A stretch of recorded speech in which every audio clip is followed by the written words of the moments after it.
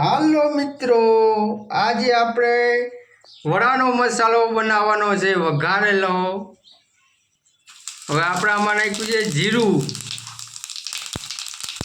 વઘાયણી, હિંગ, હળદર, મીઠો લીમડો,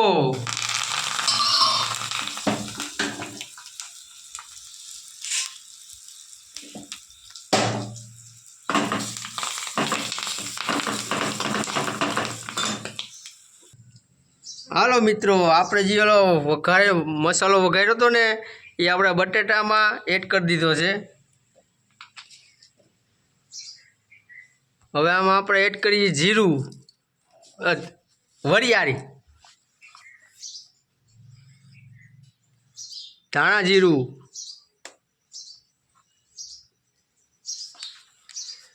ચટણી.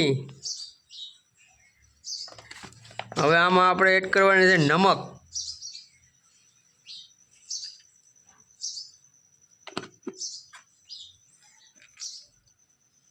ધનિયા, આ આપણો ગરમ મસાલો,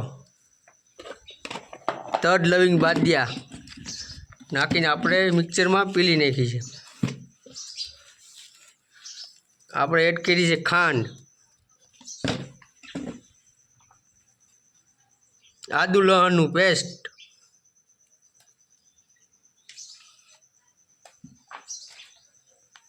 હવે આમાં આવશે લીંબુ,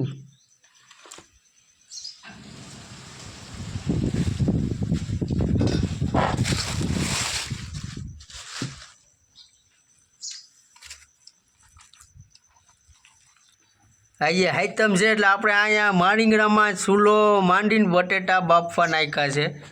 જોઈ શકો છો, આ આપણો ચૂલો બનાવ્યો હાથે પાણા રાખી આવી રીતના.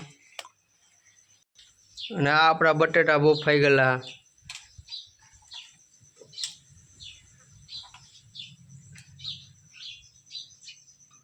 આ આપણા ઘરના મસાલા જોઈ શકો છો, ખાંડ, વરિયાળી,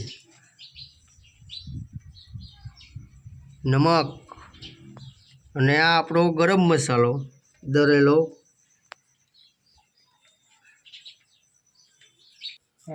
આ આપણો હવે મસાલો વડાનો તૈયાર થઈ ગયો છે. હવે આપણે બનાવી રહ્યા છીએ વડા. આપણા વડા કમ્પ્લીટ થઈ ગયા છે, જોઈ શકો છો. આપણા વડા